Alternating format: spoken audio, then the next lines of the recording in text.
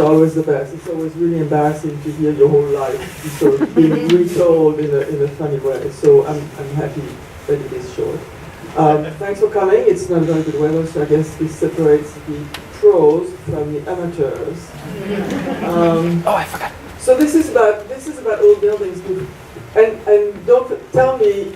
I understand this microphone is important for me to be heard. So if for some reason you can't hear me from the back, just remind me. I tend to mumble sometimes, so make yourself heard.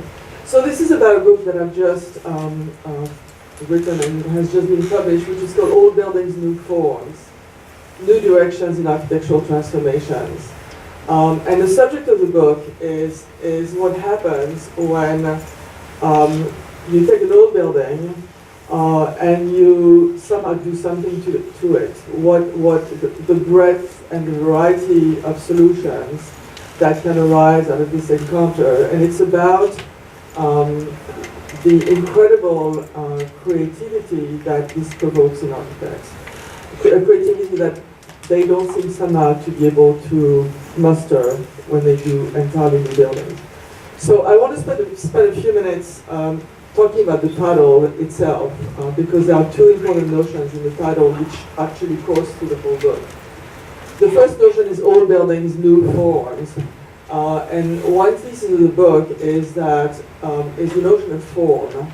We tend to think of form, architects and non-architects, tend to think of form as, well, something that has a form, something that you can identify. So building by Frank Gehry, or something that you can see out there in the sun and you say, aha, I know what this is.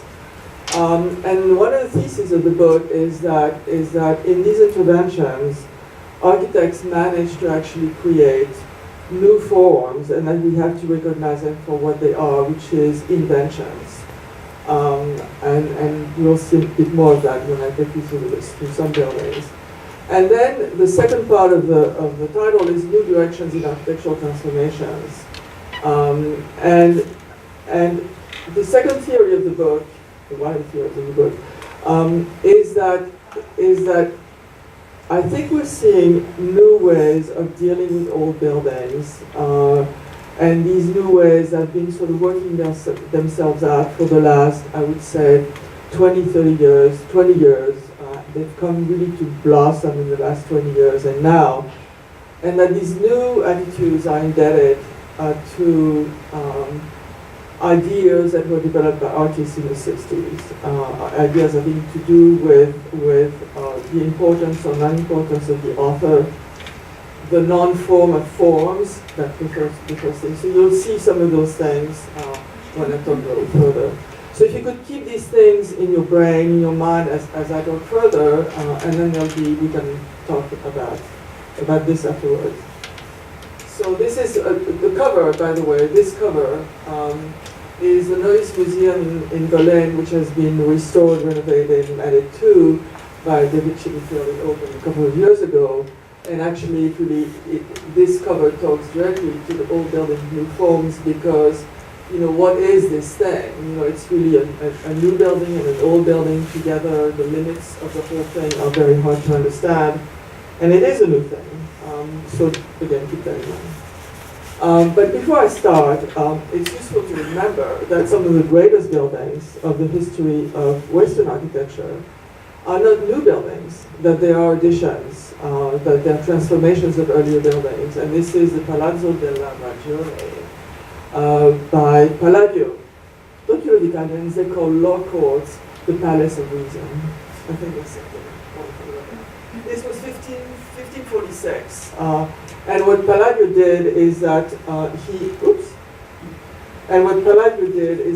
he added to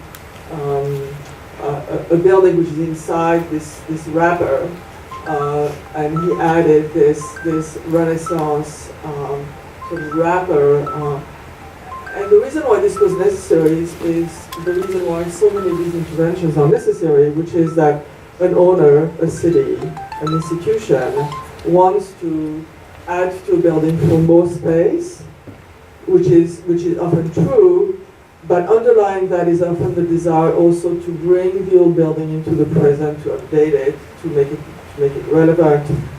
Not that it's irrelevant, to make it more relevant, to make it participate in the aesthetic dialogue of the time. And that was what Vicenza wanted to do. Vicenza wanted to be a modern city. And so it got itself a young architect who was completely unknown at the time, to do a very modern thing, to add, and in doing so, Palladio invented something, or developed something, and maybe Sergio invented it, but Palladio certainly is credited with it. It's called Palladian window. And this Palladian window is like a Roman triumphal arch. So the model is a Roman triumphal arch. But what he did, so the central arch and the two little side passageways. But what he had to do here is to treat it as a sort of an elastic regularity. So the wrapper has this elastic regularity where it stretches and compresses the Palladian window. Like here you see this dimension, but here it's almost down to nothing. It's almost down to nothing. Here it's rather wide.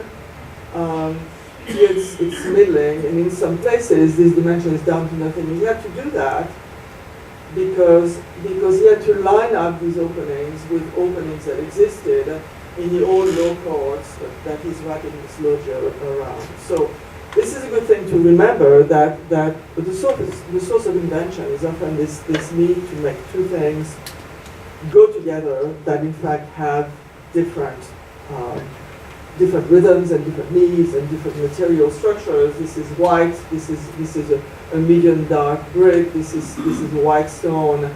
This is dark. This is highly hierarchical. This is late Gothic and a completely different vocabulary.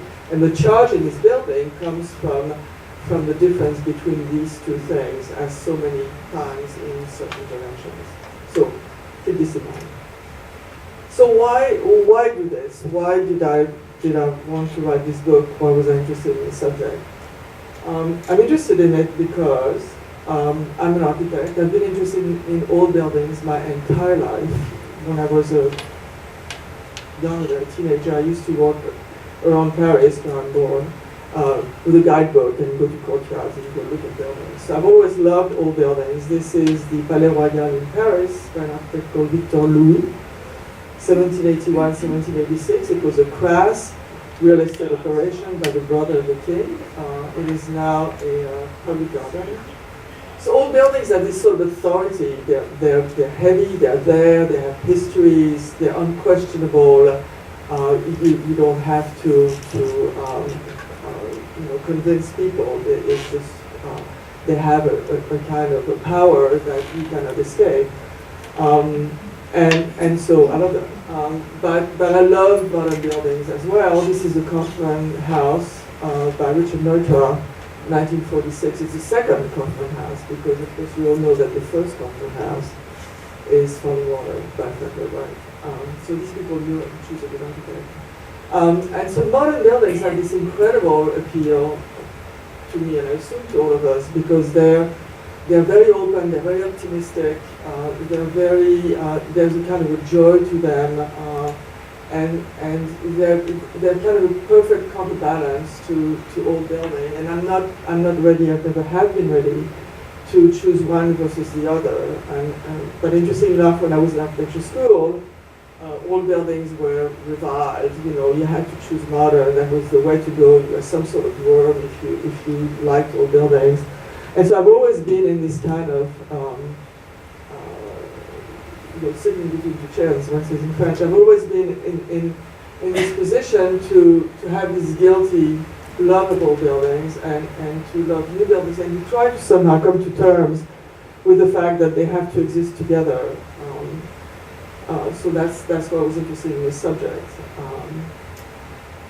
Now, to give you a little bit of background on why I'm proposing a theory that we're going to see in a little while, these new things that are in the book, is embedded to these other ideas of the 60s. The 60s was a very, very important artistic and political moment, which made us reconsider a lot of things.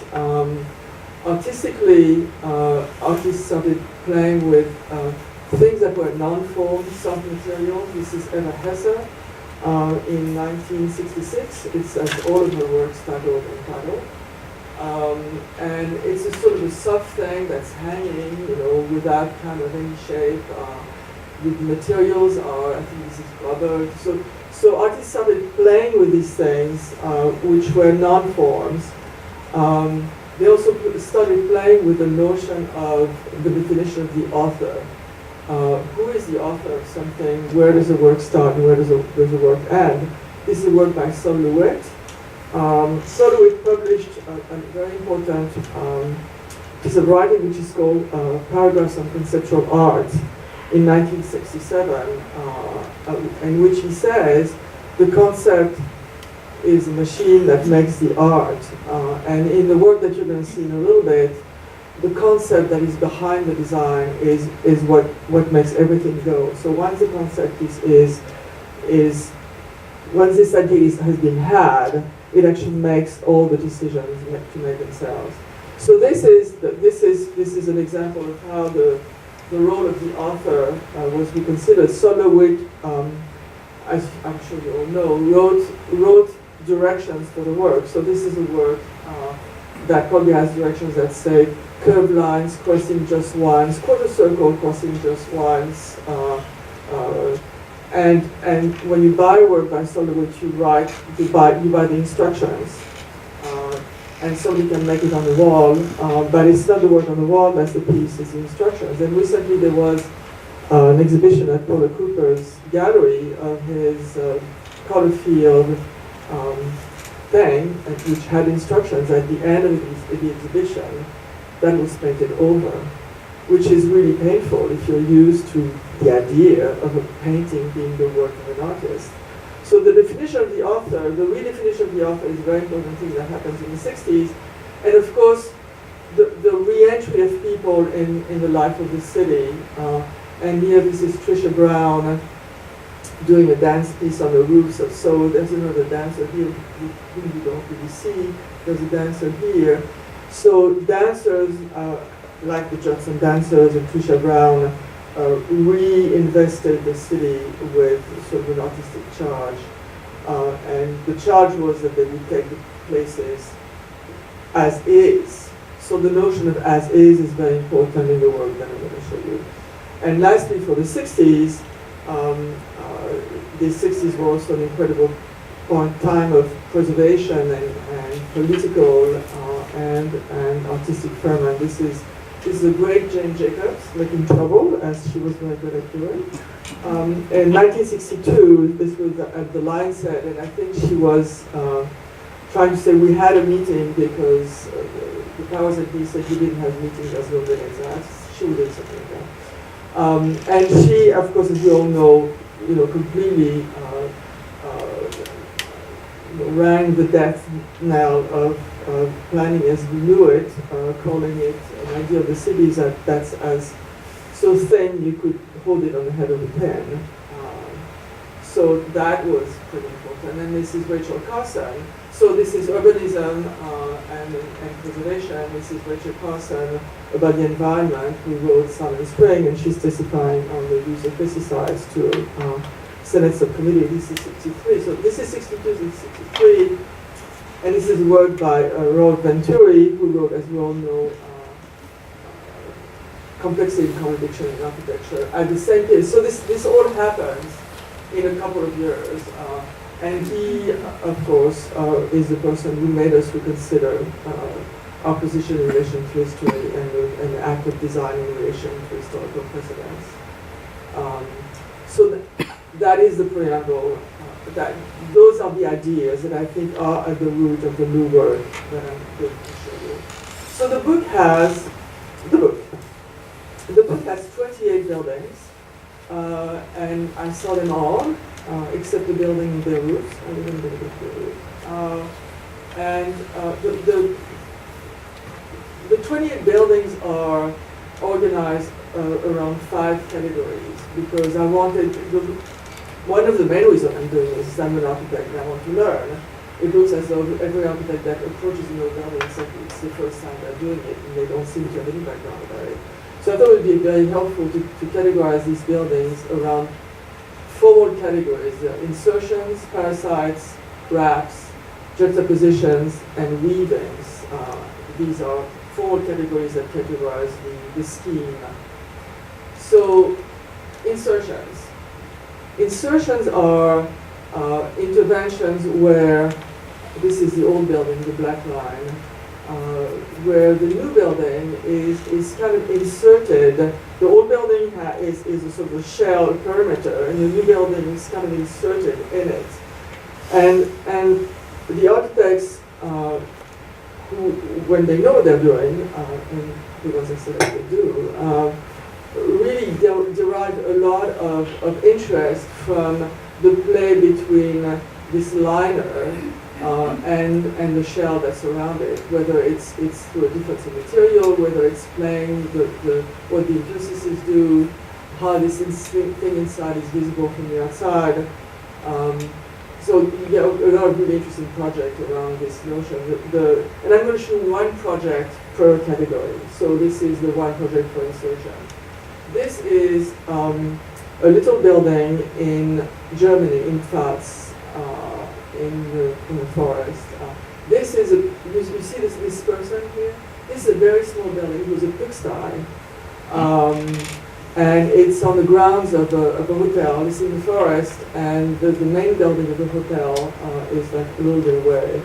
And they wanted to build a little building in the trees to serve as a studio for an artist, so that people could sort of come and visit the art studio during the summer.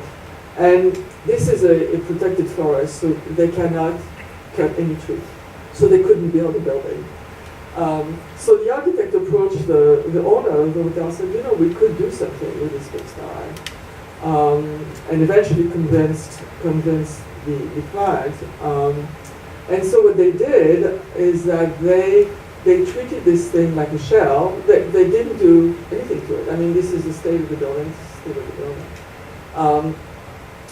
They made this liner in marine plywood, and they made it off-site, and then they lowered it down into this. So this is the location for the door, this is the window, this is that little place where the pigs used to feed. And so this is what it is. This was the state of the pigsty before. And one of the things that's interesting about a lot of these projects is that a lot of times the project takes over a building that nobody would think about. This is not a building that people think about as architecture. It doesn't register. Nobody thinks about it. And it's often the initiative of the architect that takes it over because they see a value in it.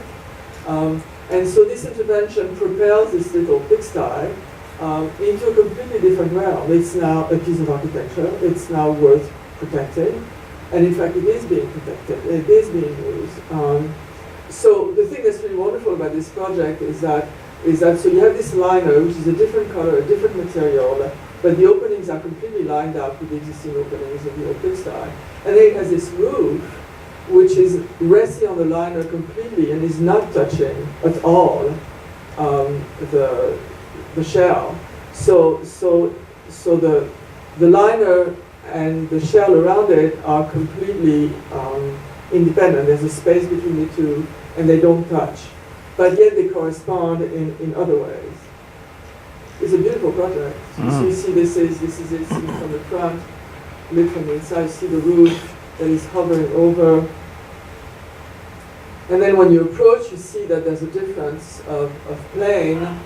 There's spiders in this space. There's a difference of plane between this rough masonry and then the smooth plywood interior. There's windows in these openings here. So the old building doesn't have windows, the liner has windows. This is the entrance. And then you see the roof sort of hovering over it. So you see this is scraggly and ragged and kind of irregular, and this is very thin and very controlled and very kind of machined by the woodworkers. And then inside also, he plays a little bit with kind of the openings themselves. So it's a very rich juxtaposition of these two building elements. The next category is parasites. Parasites, parasitic interventions, are where you have an old building, and then the new building is kind of grafted on it. And it's on it there's various ways in which it's on it, but it completely depends on the old building for everything. Always, I'm pretty sure it's always, the combined work, as Bollack used to call this, is still entered through the main building. There's no surest way to really sideline an old building and to make its entrance irrelevant. So in the parasites, the new combined work is always entered through the original building. And we're going to go to Toronto to look at the Ontario's, it's the Institute of Art and Design in Ontario, and this is by Will Alsop, and it's an expansion of a building which itself was additive already. So the original building is here, this is a park, and this is a new building. I'm quite prepared to know that some of you will not like this building. It's worth talking about. But to me, the thing that's kind of interesting to me at the personal level is that we went to see this building. I was quite prepared to not like it. In general, I don't like this sort of fist-in-the-face sort of architecture, and I wasn't sure I was going to like it, so I wasn't even sure I was going to put it in the book. But it turns out that it's actually a very successful project, and I ended up really liking it. So what this is so this is a photograph of this original building in 1960. This is an important street in Toronto, for those of you who know Toronto. This is McCall Street. This is another important street, the name of which I don't know. There's a building here now which has been added to by, I think, Frank Gehry. It's a rather aggressive deconstructivist, pretty nasty thing here. And then there's now an apartment building here, and these buildings had been demolished when the project came about. The only building that remains is here, and this is the plan. So this is this building, this is the courtyard here, and this is the other building. So this was an old building, it was added to already. This is another building, it was added to. So it's already an additive building, but there was this courtyard. And this is McCall Street. So what's interesting is that Will Alsop, who's a British architect, a very interesting guy, when he starts a new project, he likes to involve the community. So, and he's a very kind of sociable kind of guy. So he has this sort of design encounters with the design charrettes with the community. So they had many community meetings, and it turns out that the people who live in this apartment building, the people who live in McCall, like to go through this open space here to this neighborhood here, which is a Chinese neighborhood, to have Chinese food. And so there's a lot of traffic here cutting through the park to this neighborhood, and the people in this neighborhood like to come to McCall to shop for other things. So Alsop says that the aha moment came for them, the architect, when the locals, as he called them, said, really, we don't want a building to be there. And so, well, we can do that. You know, we can put it on stilts. So that's what they did. And actually, this is a view from the street, and this building, which hovers above, actually turns out not to be brutal at all, but is rather fun, and it's a rather sort of fun canopy. So this is a courtyard that has now acquired an exterior wall. So this piece is new. You enter through the courtyard, through which you entered in the first place before. And then there's these big crayon structural members. I don't know if you remember, if you drive on the New Jersey Expressway, whatever it's called. You see these big signs, and they have these huge vertical supports. Those are these things. So these are huge vertical supports which he painted in these sort of fun colors. And then this two-story box above, which is additional studios, is wrapped in this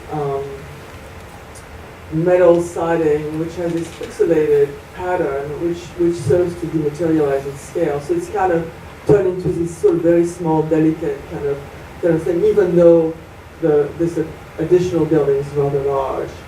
And this is it seen from the park. So this is the original building, an old park building, and this is this thing on top. So it actually ends up being a lot less brutal, in fact not brutal at all, because these kind of supports create a sort of kind of open-ended arcade on the sidewalk, and it ends up being sort of fun. But this again is an invention that comes from having to solve the problem of addition. Wraps. Wraps are pretty simple to recognize, and they're pretty simple forms to recognize, as parasites are simple forms to recognize. This is the original building, and wraps are, in some way, sort of wrap themselves above or around, or the original building. Sometimes the wrap is completely closed, sometimes it's partial, as in the Santa Caterina market in Barcelona, which is in the book. What I'm showing here tonight is a building in New Jersey by an architect called Adam Culkin, who's a fan of Marcel Duchamp, so he is an interesting guy. So this is a wrap, and the building that it is an addition to is this little gardener's cottage. This is in Bernardsville, New Jersey. And this is on Bunny Lane in Bernardsville, New Jersey, and it was done in 2001 by Adam Culkin. And this little cottage this is on what was the Pfizer estate, Pfizer Chemical, which was a very large estate, and Mr. Pfizer was a fan of Japanese gardening, and he imported, at the turn of the century, 20th century, a Japanese garden, and he also imported a Japanese gardener. And the Japanese gardener built himself a little cottage in 1901, which is this cottage. Since then, the Pfizer estate has been dismantled, and Adam Culkin has, a piece on which this little, rather fragile little cottage is. And so he decided to wrap it into a new thing, which this is. So the cottage is here, we're going to see in a second. The cottage had a later extension which he didn't like, and which he removed but kept a trace of on his siding wall. And this is the original fireplace, chimney flue rather, which he kept, and serves to delimit the sort of exterior space, which is the section on the cottage and the chimney. So this is how this works. This is a little gardener's cottage with stair to upstairs. This is the porch. He's done a kitchen behind the porch. His wife is a professional chef. And this is a little library, which you will see. This is what he calls a sort of airplane hangar around it, which is this very kind of dumb and ordinary metal structure, the restored little gardener's cottage. That's the side elevation. This is a very large open space that he has at the ground floor, which is, and there's a really large garage door here, which is this garage door, and there's another garage door on the other side. So in a good weather, these two garage doors become open, and this becomes sort of an intermediate sort of exterior space. And here's a new construction, which is new, which he calls his office, his Park Avenue office building, which is which you will see in a second. So this is, the thing is actually quite rich, because there's not only this wrapper with the trace of the extension to the original building, there's this kind of exterior space that's made between that kind of diagram and then the old chimney. But then there's the interior space, so there's this little cottage with the open space on the inside, and then spaces between the cottage and the wrapper itself, which are very interesting. And I'm looking at it from the new construction. And what's interesting to me about this is that in general, it's very, very tricky to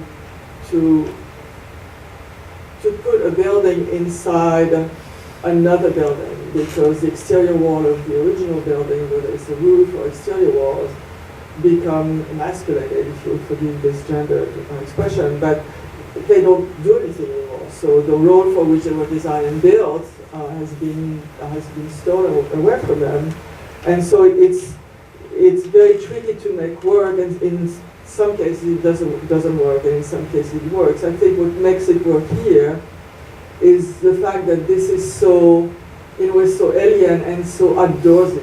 You know, this space feels very, very outdoorsy. It doesn't feel precious. It doesn't feel like this is put into a room. It almost feels like it's an airplane in a hangar, and of course airplanes, you know, according to the weather. So it's in this case, I think it works. And this is the view of what he calls his office buildings. This is a 9-cell construction, which is concrete block, left wall, and so it's a bathroom, a bedroom, staircase spaces. And now the space, one of the things that's marvelous about this is spaces between the little cottage and the exterior wrapper. This is very delicate. This is very industrial.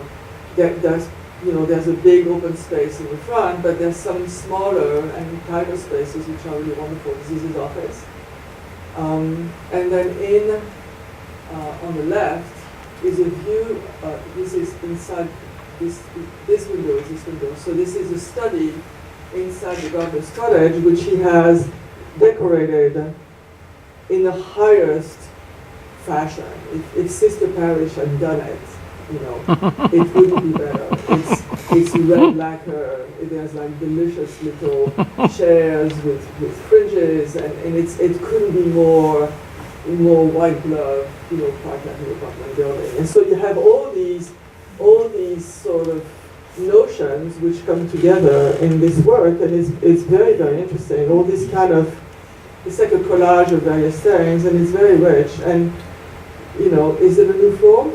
Yes, I think it is. It's an invention. The idea that you can put bits and pieces of various things together, and it's a new piece of architecture. And I think to recognize it as such is, I think, worth thinking about. The next category is juxtapositions, and it's the category we have an old building, and then the addition is a new building, and it's kind of apart. And one architect that I interviewed all the architects. One of the architects talked about this kind of intervention as one of studied indifference. And I think it really is it's a good way of characterizing it. It's the new building is kind of there, and seems to kind of not even know that the old building is there. And it's in this kind of silence that everything happens. So this is a building in Nebro, which is in north of Italy, by an architect called Archea Associati, and it is 2002-2007. The original building dates to 1897. And was a school, then a nursery, and a public building. It's a public building, and then its later situation was as a library. But the mayor wanted to have the library needed to be bigger, and the mayor also wanted to have something that, you know, said Membro is not a backwater. We're going to do something that is something, and so we hired this good architect.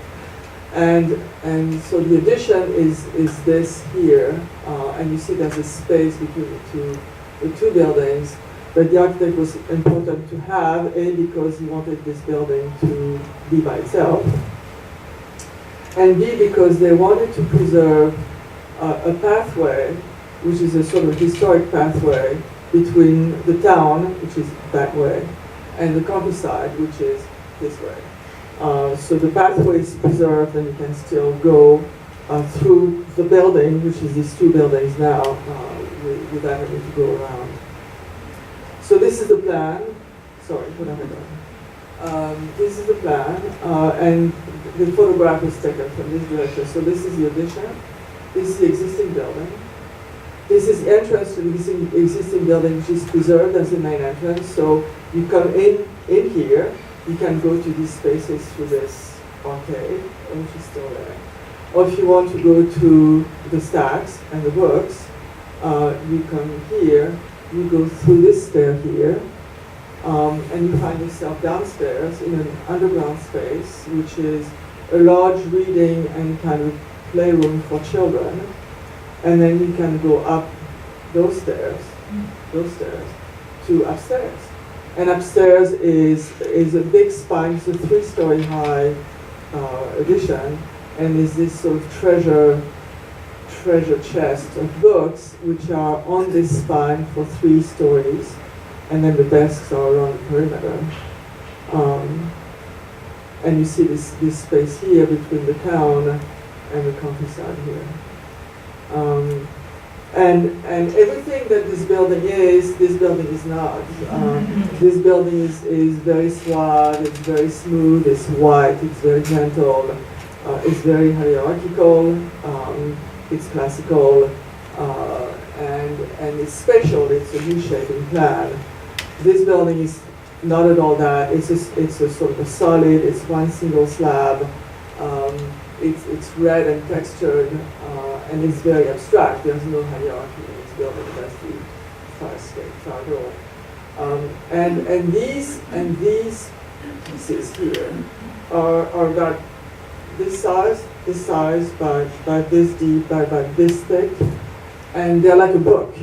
And they're terracotta, they're red, and they're terracotta, and they can spindle in the wind, except they're fixed in place, but they could.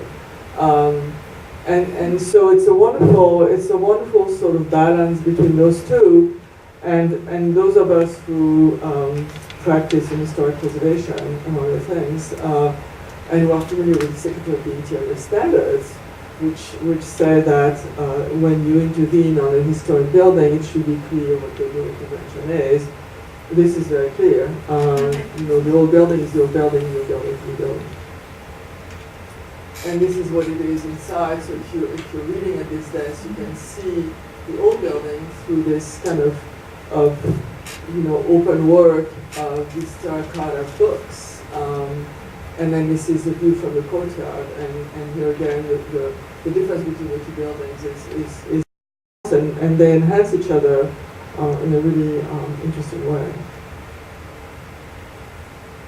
And the last category, and really the most difficult category, is what I call weavings. And the reason it's the most difficult category is because it's the most difficult thing to recognize as a form. So it challenges our notion of what a form is. So weavings are interventions where the new work is woven in and out and over and under the old building. So if you think of a quilt, or if you think of darning, which nobody does anymore, but could be done. So if you think of a quilt, whether it's fine or it's coarse, if you think of very, very fine quilt with very small pieces, or if you think very big, graphic Amish quilts, those are weavings of the form. You've taken bits of things that you've saved, and you assemble them, and you overlay them, and you do the quilting, and it's stuffed with stuff. So that's what weavings are. And we're going to St. Louis, and this is the Mill City Museum in Minneapolis. Did I say St. Louis? I'm in Minneapolis. This is the Mill City Museum in Minneapolis, Minnesota, by an architectural firm called Mayer, Scher, and Rockcastle, and they did this in 2003. This was at some point the largest flour mill in the world, and the first mill burned in 1878, and then a new series of buildings were done by an Austrian engineer. It turns out flour is highly flammable; it actually explodes.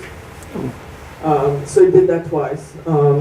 And it burned in a spectacular fire in 1991. So you can see this front building, the Mississippi River. This is on the banks of the Mississippi River in what's called, those of you who know Minneapolis, St. Andrew Fault. What do we call it? St. Andrew Fault, right? And this was taking advantage of the fault and the hydraulic power. So this front building completely burned. There's a shell here that is left. There's a second building here that is left. bits of the back buildings burned. I mean, things were dangling down. And so the building remained in this condition. This is the building after the fire, which is pretty depressing. Remained like this for for 10 years. And then the city of Minneapolis decided to include it in sort of the urban renewal project, because the neighborhood to this side of it is a very hot new development. And this was standing between it and the river, and they're renovating, they're doing stuff on the riverfront. And so this building needed to be reclaimed. So it's now the Mill City Museum, and the architects sort of handled this. And they said the first thing they did was to do a three-dimensional map of kind of what was in the building. What they had on their hands was essentially this shell here, this open space here, this ruined wall here. There were, I don't know if you can see it, a series of U-shaped cast-in-place concrete structural portals, which were part of the building that burned down, and only this remained and what's underneath. And then a building behind in various stages of being burnt out, but it had lost most of its facade, and then things dangling down here and there. And they decided to stabilize what they could. They stabilized this wall, they stabilized this shell. And then they saw this piece of the work as a three-dimensional facade. In other words, you think about a building, we think about a building, and that's the roof form aspect of this whole business. We think about a building as, it has a facade. So, the facade is a plane. It's more or less articulated, but it's a plane that you understand as a wall. In this case, really, the facade is this series of events, this series of planes, and then the back plane of the facade itself is as many different planes. So they had to sort of come to terms in their own culture as architects with the fact that there was really no facade. And they had to sort of live with it. So this is this sort of three-dimensional facade. So these are these concrete frames with a bit of a front building that remained. This is a facade on that, and then this is a back facade that incorporates bits and pieces. These are structural stabilization sort of frames for things that are ruined. So it's a whole kind of three-dimensional game of new things and old things that create this kind of weaving. It's a very coarse weave, but this kind of weaving where the form is really the cloth. I mean, the cloth is very rough, but that's what it is. So this is looking at the courtyard, the Mississippi River is over there, and you see these structural kind of frames. This is looking up at this three-dimensional facade with these concrete frames, an elevator that goes to the top, a sort of bridge, the ruined wall which is stabilized here, and this is another side of it. This is supposed to be sort of the rail yard. So this here is the back of that. So this is not a building where you sort of can come to the client and say, here's the model, here's this nice little object. It's a very complex, three-dimensional thing, a three-dimensional work that has to be experienced, and is really, you experience in this sort of weaving of circulations and materials and new materials and old materials and new windows in an old wall and things that have been kept. This is looking back at St. Anthony Falls, that was name. St. Anthony Falls and this is here later. And to close, I want to circle back to the 60s and at a work that is by Frank Gehry, which in my opinion is hands down his absolute best work, and was contemporary in Los Angeles. This is something that he was hard to do 1984, when we did some again. You mean 82? 82, yes. Because the Museum of Contemporary Art hired Toyo Ito to design their new building, and who was it? Isozaki, thank you very much. I knew that was wrong. I wrote to Isozaki. But Gary didn't get the job, which must really have hurt. But he was given this little kind of side job of taking over this warehouse so that the Museum of Contemporary Art could display their art while Mr. Isozaki was doing their brand new building. And so he took over this old police storage facility and electrical storage facility that had been designed by a very good architect called Albert Martin in 1940. And did an absolute minimal job of it. And he actually he had no budget. He actually said before it was even finished, he said, I'm not going to do very much on this job and I'm going to get a lot of credit for it. We're just going to sweep the floor. He did this before it was finished, and he was right because it's a very important thing. So he treated the fire regulation and the code regulation as a layer. So you need to fireproof the steel up to this point. That's what he did, and he stopped right there. So he treated this kind of as is environment of the warehouse as an aesthetic there, and he made the best of it. And he also was very articulate. He said that he wanted to show the work the way artists show the work to its best advantage, which is in their lot, in unfinished spaces. So that really connects this whole kind of new vein of alterations to the 1960s and the sort of discovery of the loft, the discovery of the new way of living, which the loft is. And to boot, the opening event was a dance piece by Lucinda Childs, which she performed at the opening event, and this is Lucinda Childs.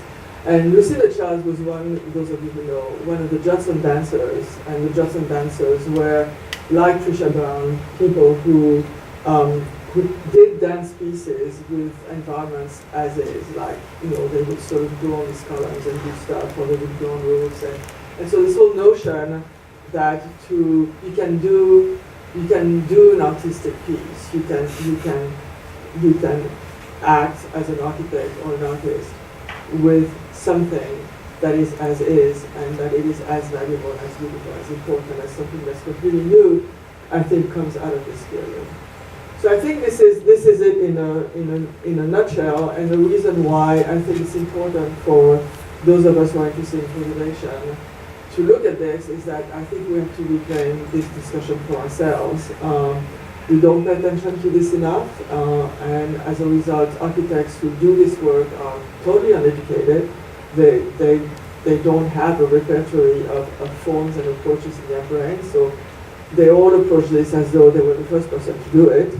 And there's very little critical environment to be able to approach these interventions in a rational way. So the Landmarks Commission, bless their heart, vacillates between not wanting to be caught not liking modern stuff, so they approve things they shouldn't approve, like the Hearst building. And they don't approve things they should approve because they're not in the phase where they're afraid of their shadows, and they sort of vacillate between these two. And there's very little kind of framework to talk about it, and I'm hoping that this will do that.